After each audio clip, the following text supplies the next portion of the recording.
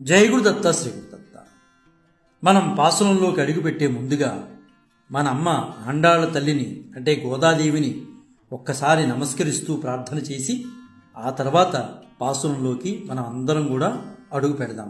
ఎందువల్లంటే మన అమ్మ కృపా కటాక్షాలు మన అందరి మీద ఉండాలి కాబట్టి మన అమ్మని ఒక్కమారు మన అందరం కూడా ప్రార్థన చేద్దాం.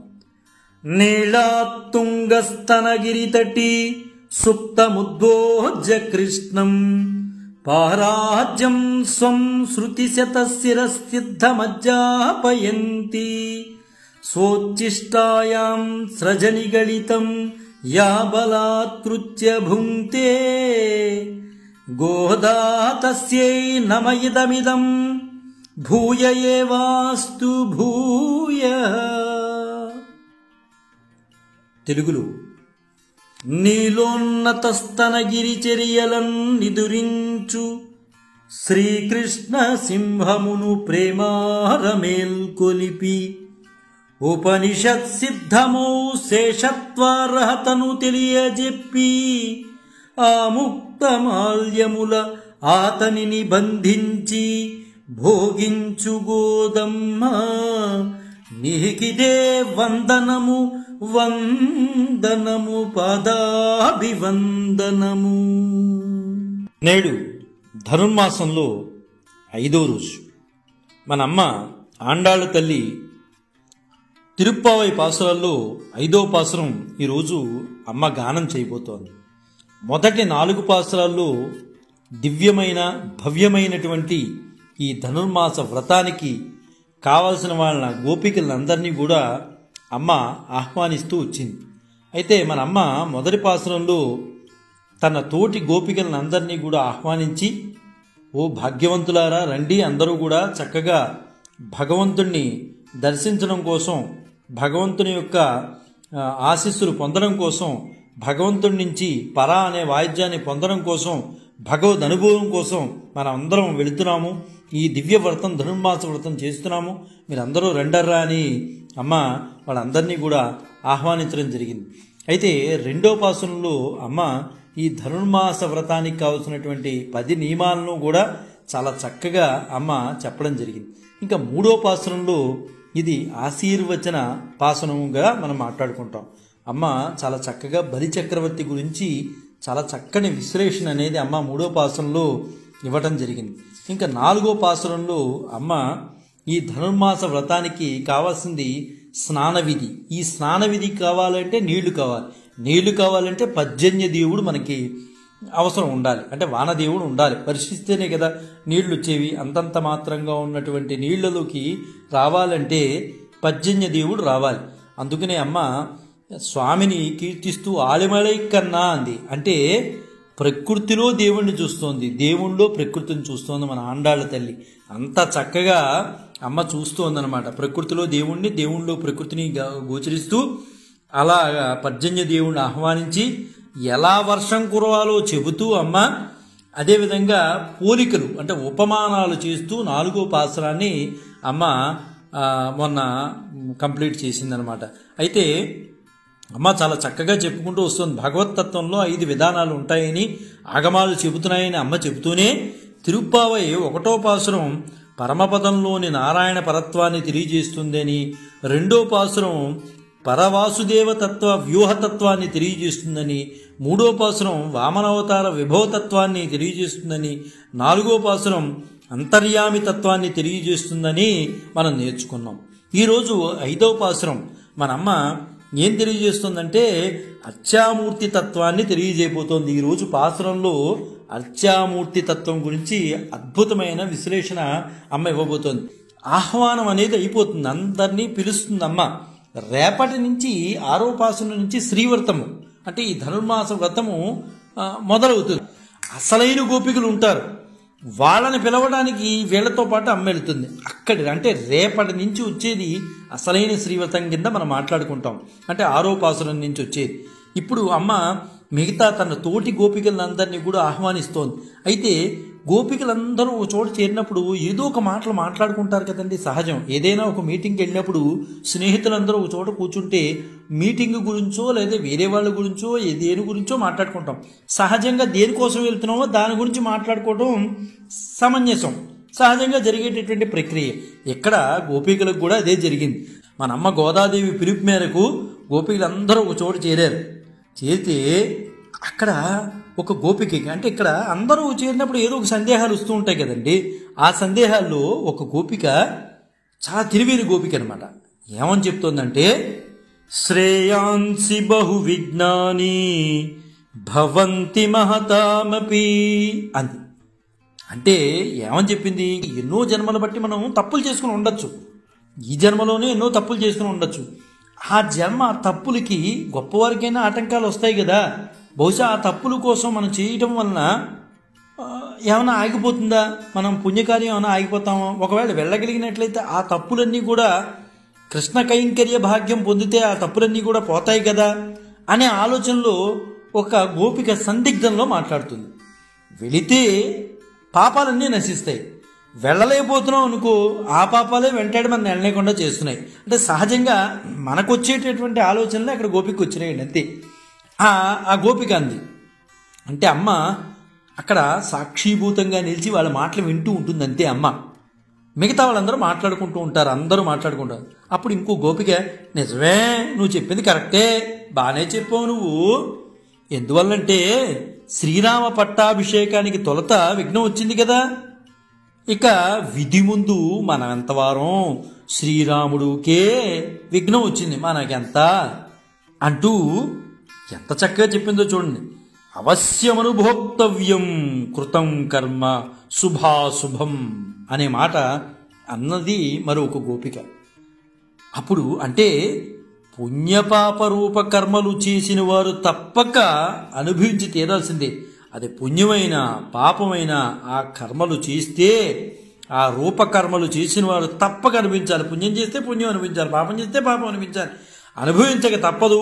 అవశ్యమనుభోక్తవ్యం కృతం కర్మ శుభాశుభం అనే మాట అనేసింది అక్కడ ఉన్నటువంటి ఇంకో గోపిక. అంటే అక్కడ మిగతా గోపికలు ఉంటారు కదా, వెంటనే ఇంకో గోపిక, ఏమంటారా మీరు అందరూ కర్మల గురించి మాట్లాడుకుంటున్నారు, ఇక్కడ స్వామిని దగ్గరికి వెళ్దాం అనుకుంటే ఈ మాటలేంటి మీరు అంది ఒక గోపిక. ఇంకో గోపిక అంది, ఆగమ్మా నువ్వు, అసలు కర్మ అంటే ఏంటో తెలియకుండా మనం అన్నీ ఏం మాట్లాడుకుంటాం అని. అక్కడ ఇంకో పెద్ద గోపిక ఉంది, పెద్ద ఆవిడ, ఉన్న వాళ్ళలో పెద్ద ఆవిడ, ఏమంటారా మీకు కర్మ అంటే తెలీదా? అసలు ఎవరో ఇంకో గోపిక వచ్చి, అసలు కర్మ అంటే ఏంటమ్మా నాకు చెప్పు అండి. మన అమ్మ అలా చూస్తోంది, అందరినీ అలా దూరం నుంచి చూస్తోంది, వీళ్ళ మాటలు వింటోందమ్మ. ఆ పెద్దవాడు వచ్చి, ఒరే మీకు ఎవరికి తెలియదా కర్మ అంటే? చెప్తాను వినండి. అక్కడ చర్చ బిగినయిందనమాట. ఆ గోపికల్లోనే చర్చ బిగినైపోయింది. ఎలాగా దీని మీద కర్మ గురించి, అసలు ఏంటి కర్మ అంటే ఏంటో మిగతా వాళ్ళకి కొంతమంది తెలియట్లా, కొంతమందికి తెలుసు. అనుభవజ్ఞరాలైనటువంటి గోపిక మాట్లాడుతోంది, కర్మ అంటే మనం చేసే పని కాదురా నాయన, ఆలోచన కూడా కర్మే, చేసే పనే కాదు ఫలితం కూడా కర్మే, కార్యకారణముల గొలుసు కర్మ అంటారు. గుర్తుపెట్టుకోండరా మీరు, కార్యకారణములు ఏవైతే ఉన్నాయో ఆ గొలుసే కర్మ. కర్మ 3 విధాలుగా ఉంటుందర్రా, మీరు వినండి, చాలా జాగ్రత్తగా వినండి. పెద్దవాడు చెప్తుంది అనమాట, మీరు జాగ్రత్తగా వినండి. సంచితము అంటే ఎన్నో జన్మల్లో చేసినది, అంటే మనం బ్యాంకులో వేసుకునే ఫిక్స్డ్ డిపాజిట్ లాంటిది అనమాట. అంటే వేటగాడి అమ్ముది పొదలో భద్రపరిచిన బాణం వంటిది అనమాట. అదేవిధంగా ప్రారబ్ధం, రెండో దాన్ని ప్రారబ్ధం అంటారు. అంటే సంచిత కర్మలో నుండి ఈ జన్మలో ఈ శరీరంతో మనం మేలుకుని ఉన్నప్పుడు, నిద్రించున్నప్పుడు, కలగంటున్నప్పుడు మనం అనుభవించుటకి కేటాయించిన సుఖ దుఃఖ రూప ఫలితములిచ్చు పుణ్య పాప కర్మలు ఏవైతే ఉన్నాయో అవి ప్రారబ్ధం. ఇది బ్యాంకులో మనకున్న రికరింగ్ డిపాజిట్ వంటిది. అంటే ఇది వేసిన బాణం వంటిది, వేటగాడు వేసినటువంటి బాణం వంటిది. ఫలితం తప్పనిసరిగా అనుభవించాల్సింది. ఈ ప్రారబ్ధానికి తప్పించలేము, ఫలితం అనుభవించాల్సిందే. ఇవాళ కథ రేపైనా ఆ ప్రారబ్ధాన్ని నెత్తి మీద పెట్టుకోవాల్సిందే. ఏదో తప్పించుకుంటామంటే అది అభూత కల్పనలు. ప్రారంధం ఇవాళ నువ్వు ఏమి చేసుకున్నా రేపటి రోజు ఖచ్చితంగా అది అనుభవించి తీరాల్సిందే ప్రారంధాన్ని. ఆగామి ఈ జన్మలో చేసుకుంది ముందు నిలువలో కలిసి వచ్చే జన్మలో అనుభవించదగిందిగా ఉంటుంది. ఇది బ్యాంకులోని కరెంటు డిపాజిట్ వంటిది, వేయుటకు సిద్ధంగా చేతిలో ఉన్న బాణం వంటిది. ఇలాగా అక్కడ ఉన్నటువంటి పెద్ద గోపిక వాళ్ళందరికీ కూడా సంచితము ప్రారంధము ఆగామి కింద అక్కడ ఉన్నటువంటి గోపికమ్మ చెప్తూ ఉంటుంది. సరే, ఈ కర్మలు ఎలాంటివంటారా వినండి చాలా జాగ్రత్తగా. కర్మలు మామిడి పండ్లు కాపులు లాంటివి. స్థూల సూక్ష్మ కారణ శరీరాలనే గడ్డి పొరల్లో మాగిన పండిన కర్మలను తీసి భగవంతుడు 7 జన్మలకే కేటాయిస్తాడు. పోనీ పుణ్యకర్మలు ఎక్కువ చేస్తే పాపకర్మలు నశిస్తాయి కదా అంటే లాభం లేదు. దేని అకౌంట్ దాందే. నేను పుణ్యకర్మలు ఎక్కువ చేసుకోవడం వలన పాపకర్మలు పోతాయి కదా అని మీరు అనుకుంటున్నారేమో. అస్సలు అలా అనుకోవద్దు. ఏ అకౌంట్ ఆ అకౌంటే. పుణ్యకర్మ అకౌంటే, పాపకర్మ అకౌంటే. ఇందులో పుణ్యకర్మలు ఎక్కువ చేయడం వల్ల పాపకర్మలో ఒక్కొక్కటి కొట్టేస్తూ వెళ్ళిపోతూ ఉంటాడంటే అది చాలా పొరపాటే. మీ పుణ్యకర్మలు ఎన్నోతే చేసావో దానికి తగ్గట్టుగా పాపకర్మ చేస్తుంటే ఆ పాపం అనుభవించాలి, ఇటు పుణ్యం అనుభవించాలి.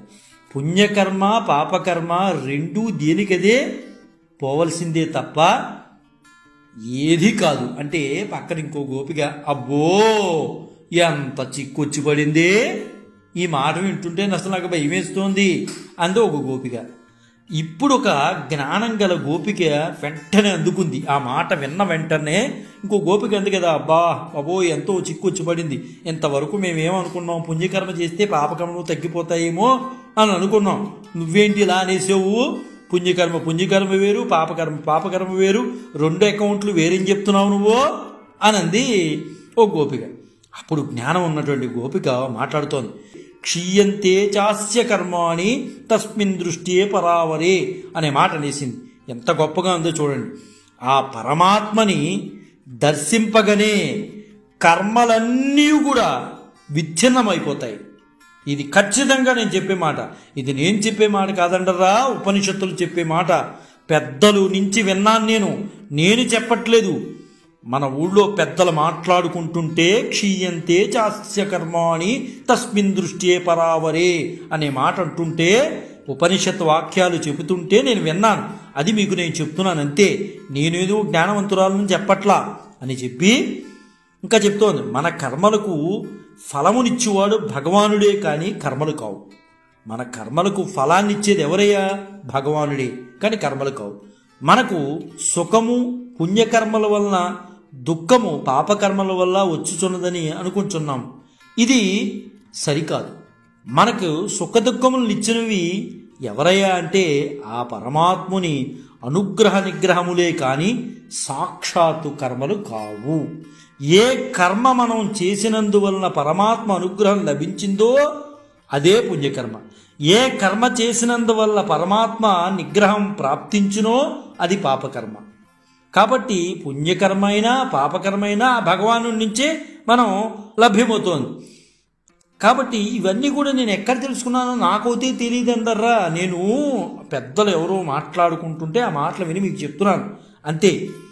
గుర్తుపెట్టుకోండి, నాకైతే ఏమీ తెలీదు. పెద్దల ఆచరణ బట్టి మన ప్రవర్తనను తీర్చిదిద్దుకుని భగవద్ అనుగ్రహం పాత్రలు కావాలను అని నేను చెప్తున్నాను అంతే. నాకు తెలిసింది చెప్తున్నాను. గోపికి చెప్పింది. అప్పుడు సంచిత కర్మలు నిప్పులు వేసిన దూది వలె నశించిపోతాయి. ఆగామి కర్మలు తామరాకుపై నీటి బొట్టు వలె అసలు అంటనే అంటవు. అంటే వెంటనే ఇంకొక పక్కన గోపిక అయితే ప్రారబ్ధ కర్మ అనుభవించి తీరాల్సిందే కదా అని ఒక గోపిక నిస్పృహగా మాట్లాడింది అనమాట. అప్పుడు మన అమ్మ మాట్లాడింది. అంతవరకు మాట్లాడిన తర్వాత అన్నీ వింటోంది మన అమ్మ. అప్పుడు మన గోదా అమ్మ మాట్లాడటం, ఆండాళ్ళ తల్లి మాట్లాడటం ప్రారంభించింది. శరణాగతి రహస్యం తెలుసుకున్నవారు ఎప్పుడూ కూడా నిరాశపడకూడదు. శరణాగతిని పట్టుకుంటే నిరాశ అనేది ఉండదు. భగవంతుని గాక ఇతరములు అనగా కర్మలను జ్ఞానమును భక్తి ఉపాయములుగా ఆశ్రయించే వారికి ప్రారబ్ధం తీరు వరకు, శరీరం పతనం వరకు నిరీక్షింపవలసి ఉంటుంది. కానీ మనకు కాదు. మనం ఎలాంటి వారం? మనము ప్రపన్న కుటుంబానికి చెందినవారం. మనకి శరణాగతే లెక్క. శ్రీమన్నారాయణుడే ఉపాయమని పూర్తిగా నమ్మిన వారం. మనకింకో మాటలు ఏమీ తెలియవు. మీరేవో చెప్తున్నారు, సంచితము, ఆగామి, ప్రారంధం. నాకు అవుతాయి ఏమీ తెలియదు. నాకు తెలిసింది ఒక్కటే శ్రీమన్నారాయణుడే నాకు తెలుసున్నది. ఇంకెంతకన్నా నాకు తెలియదు. ఈ కర్మలు ఉన్నాయా లేవా, జరుగుతున్నాయా జరగవా, దాని గురించి నేను మాట్లాడను. శ్రీమన్నారాయణుడే. ఎందువలన మన అందరం ప్రపన్న కుటుంబానికి సంబంధించిన వాళ్ళం. శ్రీమన్నారాయణుడే ఉపాయమని పూర్తిగా మనం నమ్మిన వారం. ప్రారబ్ధమును కూడా భగవంతుడు మనచే సుఖంగా అనుభవించినట్లు చేసి తనతో సాయుధ్యాన్ని మనకి అందిస్తాడు. ఇందులో సందేహమే లేదు. నేను నమ్మింది అదే. మనం అందరం ప్రపన్న కుటుంబానికి సంబంధించిన వాళ్ళం. ఈ కర్మల గురించి ఇంకా మీరు మాట్లాడకండి. ప్రారబ్ధ కర్మాన్ని, సంచితమని, ఆగామని వద్దు. ఇదంతా శ్రీమన్నారాయణుడే. ఏం చేసినా ఆయనే. అలా అనుకోండి, మీరు అందరూ ఆనందంగా ఉంటారు. అనగానే అక్కడ వాళ్ళందరూ ఒక్కసారి మొహం విచ్చుకుంది. అంటే వీళ్ళందరూ కర్మల గురించి మాట్లాడుకుంటూ ఇలా మాటల్లో కొంతమంది డ్రాప్ అయిపోయే అవకాశాలు ఉంటాయి కదా. అప్పుడు అమ్మ అందుకుని మాట్లాడింది. ఏమండరా, పిచ్చి మాటలు మాట్లాడకండి. ఈ మాటలన్నీ తర్వాత మాట్లాడుకోండి. అంతా సర్వం శ్రీమన్నారాయణుడే. అంతర్బహిశ్చత సర్వం వ్యాప్య నారాయణ స్థిత. అంతా సర్వం ఆయన వ్యాపించి ఉన్నాడు. ఏం చేసినా ఆయనే. మంచి చేసినా ఆయనే, చెడు చేసినా ఆయనే. ఇంకెందుకు మీరు ఆలోచిస్తారు? ఇవన్నీ పక్కన పెట్టండి. ఇవన్నీ ఆయనే ఉన్నాడు, ఆయనే చూసుకుంటాడు అనంది. అనంగానే ఒక్కొక్కళ్ళ మొహాలు వెలిగిపోతుంటే అప్పుడు గోదామాత చెబుతోంది, మనం అందరం కూడా ఇలాంటి మనస్సులో అన్ని బీజాలు తీసి పక్కన పెట్టండి. అర్రా, శ్రీమన్నారాయణ వైపే దృష్టి పెట్టండి. మనం అవిఘ్నముగా శ్రీవ్రతం సాగుటకు, కర్మలు తొలగి వారి కోరిన ఫలాలు అందించడం కోసం, సులభోపాయం కోసం మనం ఈ పాసురాన్ని మనం పాడుకుంటూ వెళ్తున్నాం. మీరు ఇంక మిగతావన్నీ ఆలోచించకండి. మనం శ్రీవ్రతం చెయ్యాలి అంటే ఈ గానం చేసుకుంటూ స్వామి దగ్గరికి వెళ్తున్నాం. మనం ఆ పరా వాయిద్యమును కోసం మనం వెళ్తున్నాం. స్వామిని పొందడం కోసం వెళ్తున్నాం. ఇవన్నీ మీరు పక్కన పెట్టండి అని అమ్మ ఈరోజు 5వ రోజు పాసురాన్ని అత్యద్భుతంగా అమ్మ గానం చేస్తుంది. ఈ పాసురంలో ఏంటయ్యా అంటే మెయిన్ మాట్లాడుకోవాల్సింది అత్యామూర్తి తత్వాన్ని చెబుతోంది అమ్మ. ఎంత చక్కగా చెప్పిందో, అందరు చెప్పింది వింది. ఎంత ఓపిగ్గా విందో అమ్మ. అందరు చెప్పింది విని చివరిలో మాట్లాడింది. శ్రీమన్నారాయణ తప్పించి ఇంక నాకేం కనిపించట్లేదు, ఆయనే. మంచైనా చెడైనా ఆయనే అనంది. ఇంకంతే, అందరూ అసలు వెలిగిపోయారు. మొహాలు కూడా వెలిగిపోయాయి. వెంటనే అమ్మ అప్పుడు 5వ పాసురాన్ని గానం చేస్తూ చక్కగా వెళ్తోంది. అమ్మతో పాటు మనం కూడా గానం చేద్దాం. ఆ గానం చేసిన తర్వాత ఆ పాసురం యొక్క విశ్లేషణ మనం మాట్లాడుకున్నాం. మాయనై మన్ను వడమదురై మైందనై தூய பெருநீர் யமுனை துறைவனை ஆயர் குலத்தினில் தோன்றும் மடிவிளக்கை தாய் குடல் விளக்கம் செய்யது தாமோதரனை தூயோமாய் வந்து நாம் தூமலர் தூவி தொழுது வாயினால் பாடி மனத்தினால் சிந்திக்க போய பிழையும் புகதருவா நிந்தனவும் தீனில் தூசாகும் செப்பேலோரெம்பாவாய் మాయావి మన మధుర అధినాథుడు హరే కూలంకష స్వచ్ఛ యమునా తీర విహారీ గోపాల వంశమున భాసించు మణిద్వీపము తల్లి కడుపునకు చల్లని వెలుగు దామోదరుదరికి పరిశుద్ధిగా నీగి సుమములరువి సేవించి నోరార కీర్తించి మనసార ధ్యానింప ఆగామి సంచిత పాపములన్నీయు నిప్పులో తూలికలగును నామము అనుసంధింప జగతికే మంగళము కూర్చు మన శ్రీవ్రతము. ఆహా, ఎంత చక్కగా అమ్మ గానం చేసిందండి 5వ పాసురాన్ని. అంటే ఇక్కడ వరకు ఆహ్వానం, అందరినీ ఆహ్వానించింది అమ్మ. అక్కడ ఉన్నటువంటి చిన్న పెద్ద ఎవరైతే ఉన్నారో ఆహ్వానించింది. ఒక తత్వాన్ని ఎరిగిన వారిని వీళ్ళందరినీ తీసుకెళ్ళి ఆహ్వానిస్తుంది తర్వాత పాసురాల్లో. అంటే రేపటి నుంచి వచ్చే పాసురం అంటే 6వ పాసురం నుంచి శ్రీవర్తము ఖచ్చితంగా ప్రారంభమవుతోందని మనకు అర్థమైపోతుంది. ఇప్పటి వరకు ఆహ్వానాలే వచ్చినాయి. అమ్మ చిన్నా చితగా అందరినీ పిలుచుకుంటూ వెళుతోంది. రేపటి నుంచి గొప్ప గొప్ప వారితో పరిచయాలు, గొప్ప గొప్ప విషయాలు మనం మాట్లాడుకుంటాం. ఇప్పుడు ఈ పాసురంలో అమ్మ ఒక చక్కటి పదాన్ని వేసింది. మాయనై అనే మాటని అంది. అంటే ఆశ్చర్యములకు చేష్టితములు గలవారును అని అర్థం.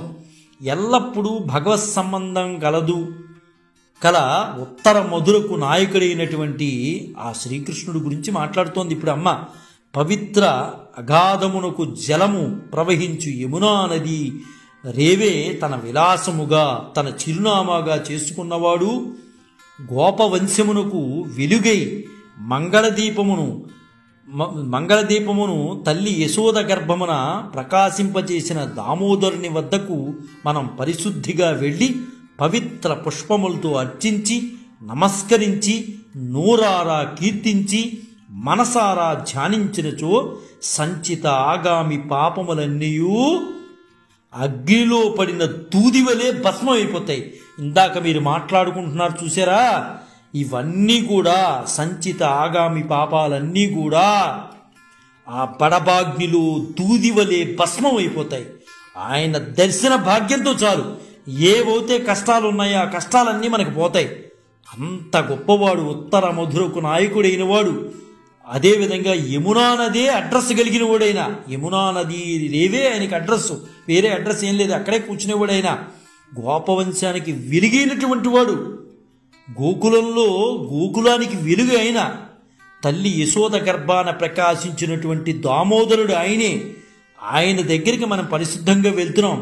ఆ వెళ్ళేటప్పుడు మనస్సును పరిశుద్ధంగా ఉంచుకుంటే మనం చేసిన తప్పులన్నీ కూడా దూదివలే భస్మం అయిపోతాయి.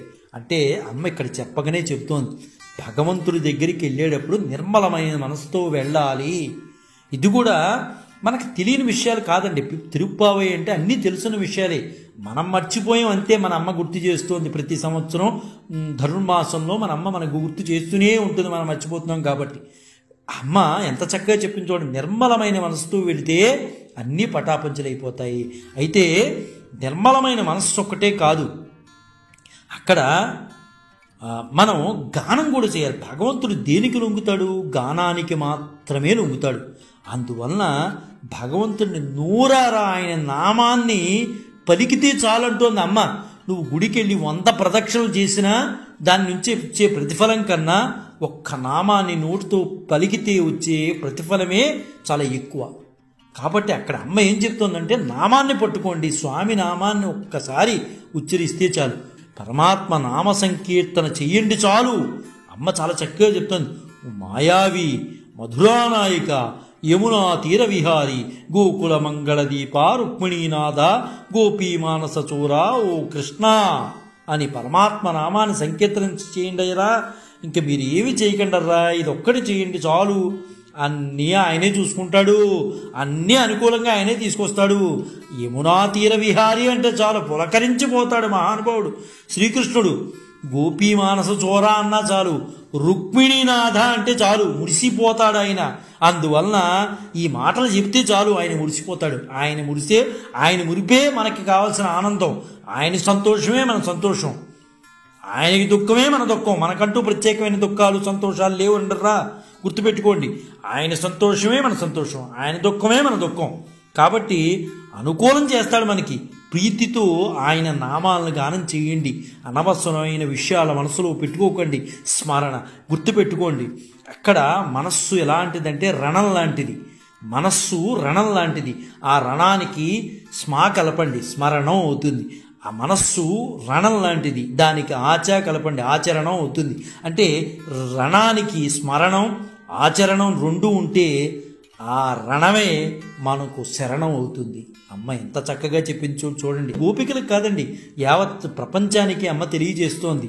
పరమాత్మ పరమపదంలో ఉన్నప్పుడు పగటిపూట వెలిగించిన దీపం వలె ఆయన ఉంటాడు. అనగా అచ్చట ఆయన కళ్యాణ గుణాలు ప్రకాశించుటకు చూపుటకు వీలుండదు.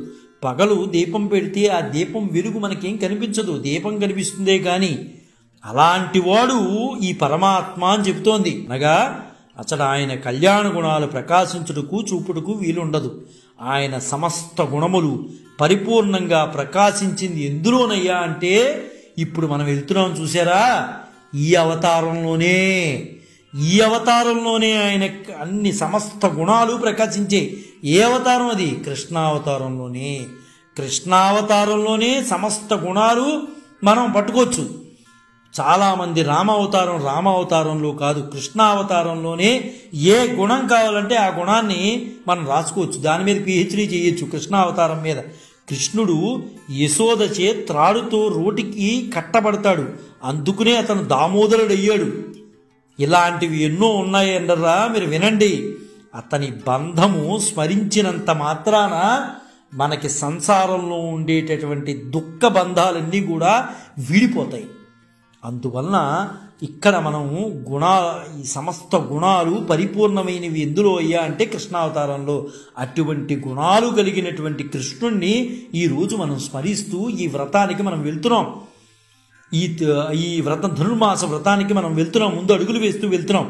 ఆయనకి ప్రీతితో పువ్వులు అలా ఇస్తే చాలు, అలా పువ్వు అలా పడేస్తే చాలు, శ్రీకృష్ణుడు ఎంత ఆనందపడిపోతాడో. అలా పువ్వు పెడితే అంత శ్రమ ఎలా, అసలు ఆ పువ్వు పెట్టాలని కూడా అనుకోక్కలేదు నువ్వు.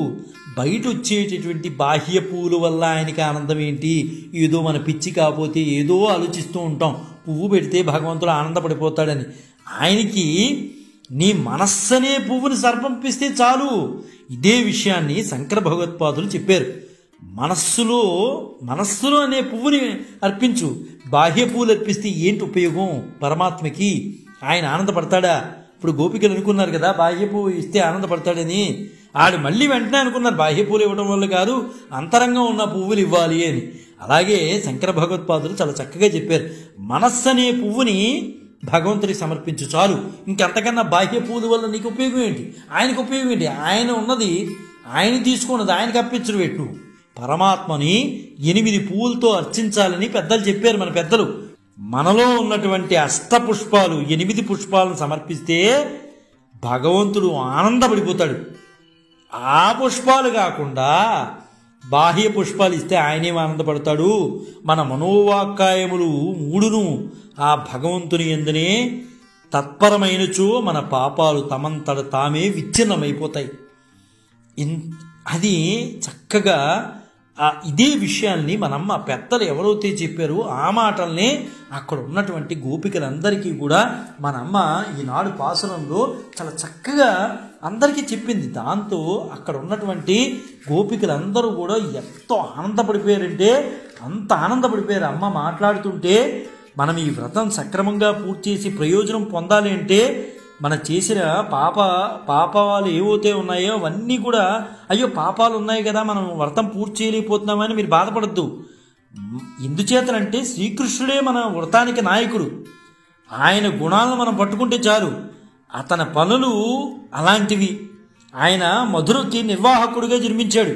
నిర్మలమైన జలమైనటువంటి యమునా నదీ తీరమే అడ్రస్ కలిగిన వాడైనా తన పుట్టుకచే యశోదామాతను శోభింపజేసాడు. ఆయన త్రాటితో కట్టబడిన సౌలభ్యమూర్తి. ఆయన మన సందేహాలను దూరం చేసి పరిశుద్ధమై అతను సమీపించి పరిశుద్ధమైన వికసించిన హృదయ కుసుమమును సమర్పించడమే కాదు, నూరారా ఆయన నామాలను కీర్తిస్తే నిర్మలమైనతో ధ్యానిస్తే అంతటా వెంటనే ఆయన మన పాపాలన్నింటినీ కూడా పటాపంచలు చేసేస్తాడు. అది ఎలా చేస్తాడు? దూది వలె భస్మం అయిపోతాయి. మన వ్రతముకే మాత్రమే ఆటంకం ఏ మాత్రము మనకు సంభవించదు. మీరు వ్రతానికి ఏదో ఆటంకం కలుగుతుందని మనసులో అనుకుంటున్నారు సుమా, అదేమీ కలగదు. మీరు భగవన్నామాన్ని పట్టుకోండి, ఎందుకు కలుగుతుంది అని అమ్మ చాలా స్పష్టంగా అక్కడ ఉన్న వాళ్ళందరికీ కూడా మాట్లాడుతుంది. అర్చామూర్తి తత్వం గురించి చాలా చక్కగా అమ్మ ఈరోజు చెప్పింది. అందరూ కలిసి చేయాలి అని అమ్మ కోరుకుంది. అలా చక్కగా చెప్పింది అమ్మ. అందరినీ రమ్మని ఆహ్వానించింది. అందరు గోపికలు సాధ్యమైనంత వరకు అందరూ కూడా ఆ మాయ కమ్మని వాళ్ళు అందరూ కూడా వచ్చారు, అమ్మ దగ్గరికి వచ్చారు. మాయలో ఉన్నవాళ్ళు ఇంకా పడుకునే ఉంటారు అనుకోండి. 5 అయినా 7 అయినా 8 అయినా అలా నిద్ర పక్కల మీదే ఉంటారు. మాయ తొలగిన వాడు తెల్లారుజామున 4 గంటలకే లేస్తాడు. అమ్మ అదే చెప్తుంది. ధనుర్మాస వ్రతం ఎప్పుడు చేయాలి? సూర్యుడు ఉదయించక ముందు చేయాలి, 96 నిమిషాల ముందు చేయాలి. రేపటి నుంచి మనమ్మ శ్రీవ్రతాన్ని ఆరంభం చేస్తోంది. ఇప్పటి వరకు కూడా అందరినీ వ్రతానికి సంసిద్ధం చేసింది. వ్రతానికి సంసిద్ధం చేసి చాలా చక్కటి విషయాలు మనందరికీ కూడా తెలియజేసింది. రేపు 6వ పాసనంలో మనమ్మ మనకేం తెలియజేస్తుందో మనం రేపు కలుసుకున్నప్పుడు మనం మాట్లాడుకున్నాం. జై గురుదత్త, శ్రీ గురుదత్త, శ్రీపాద శ్రీవల్లభ చరణదాసులు, మానికొండ రాజశేఖర శర్మ, రాజమహేంద్రరావు. స్వస్తి.